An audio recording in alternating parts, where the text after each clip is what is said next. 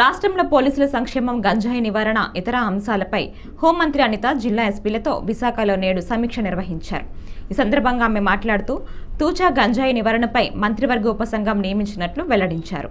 Agency ప్రాంతాల్లో గంజాయి సాగుపై సీసీ కెమెరాలతో నిఘా వేస్తామని చెప్పారు.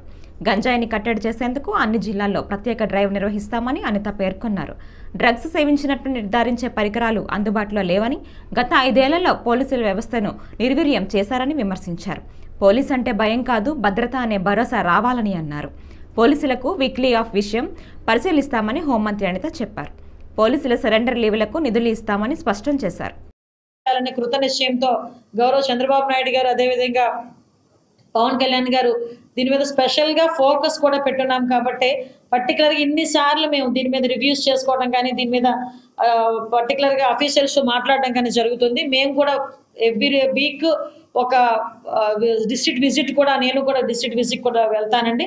అదే సేమ్ టైం నేను ఏమంటానంటే, పోలీస్ డిపార్ట్మెంట్ వాళ్ళు ఎంత పని చేయాలి అని మనం ముందుకు తోసినా వాళ్ళకి కావాల్సిన ఫెసిలిటీస్ మినిమం మీకు చాలా సందర్భాల్లో చెప్పాను.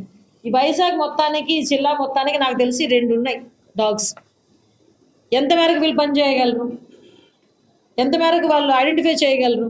ఈవెన్ ఇందాకే నాకు చెప్పారు, స్పాట్లోని డ్రగ్ తీసుకున్నారా లేదా అని ఐడెంటిఫై చేయడానికి ఒక టూల్ ఉంటుందండి.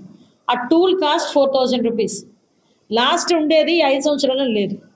అంటే అలాంటి టూల్స్ అలాంటివి వీళ్ళకి కనుక ఇస్తే ఇమీడియట్గా వాళ్ళు ఐడెంటిఫై చేయడానికో, వాడు డ్రగ్ తీసుకున్నాడా, ఏం తీసుకున్నాడా అని తెలియడానికి వాళ్ళకు ఒక ఐడెంటిఫికేషన్ ఉంటుంది. ఇంతకుముందు నేను మళ్ళీ మా అసెంబ్లీలో కూడా చెప్పాను, ఫింగర్ ప్రింట్ ఐడెంటిఫికేషన్ సిస్టమ్ ఉండేది ఇంతకుముందు. ఎవరైనా అన్ఎక్స్పెక్టెడ్గా అక్కడ కొంచెం సస్పీషియస్గా తిరుగుతున్నాడు ఒకడు, అరే నువ్వు ఎక్కడున్నావు ఒకసారి ఫింగర్ ప్రింట్ వేయి అని చెప్పి. ఈవెన్తో నాకు తెలిసి పామ్ ఐడెంటిఫికేషన్ కూడా ఉండేది ఇంతకుముందు. పామ్ పెట్టినా వాళ్ళు పెట్టినా కూడా వాడు ఇంతకుముందు క్రిమినల్ బ్యాక్గ్రౌండ్స్ ఏమున్నాయి, వాటి ఎన్ని కేసులు ఉన్నాయి, వాటి పొజిషన్ ఏంటి అన్నది క్లియర్ కట్గా బయటకు వచ్చేది. మీరు నమ్మరు, నేను ఏదో రాజకీయం మాట్లాడుతున్నానని కాదు. ఈరోజు వచ్చి ఏదో గొగ్గోలు పెట్టే పరిస్థితుల్లో వాళ్ళు మాట్లాడుతున్నారు తప్పించి, లాస్ట్ 5 సంవత్సరాల్లో పోలీస్ వ్యవస్థని కంప్లీట్గా నిర్వీర్యం చేశారు. Even finger print identification system అనేది లేకపోతే ఎలా అవుతుందండి?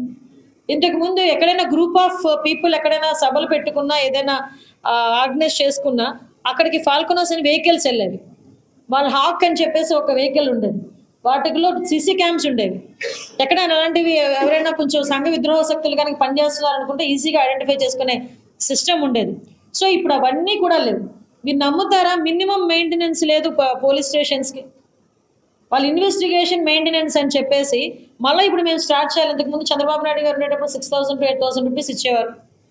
నేను మళ్ళీ చెప్తాను, పక్కన తెలంగాణలో 75,000 ఇస్తున్నారు.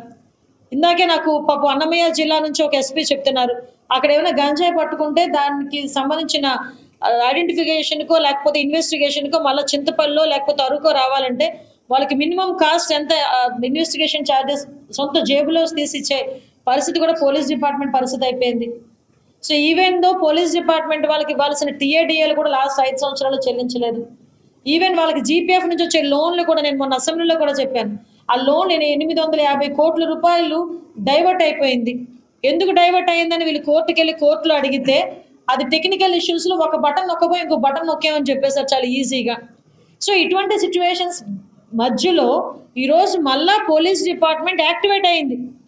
పోలీస్ డిపార్ట్మెంట్ మళ్ళా మా వర్క్ ఇది, మా వర్క్ పరదాలు కట్టడమే కాదు, ఇంకొక పార్టీ వాళ్ళ ఇళ్ళ దగ్గర కాపలా కాయడం ఒకటే కాదు, మా పని ఇది అని చెప్పి ఈరోజు తెలుసుకొని వాళ్ళు ఐడెంటిఫికేషన్ చేసుకొని మళ్ళీ ముందుకు వెళ్తున్నారు. వాళ్ళందరినీ కూడా మనం ఎంకరేజ్ చేయాల్సిన అవసరం ఉంది. ఈరోజు ఏదో సోషల్ మీడియాను బేస్ చేసుకొని నోటుకు వచ్చినట్టు మాట్లాడేసి డిపార్ట్మెంట్ మీద బురద చల్లేదానికి, ముఖ్యంగా హోమ్ మినిస్టర్ మీద బురద చల్లేదానికి ఒక టార్గెటెడ్ వేలోని వెళ్ళడం అన్నది వాళ్ళకే మంచిది కాదు.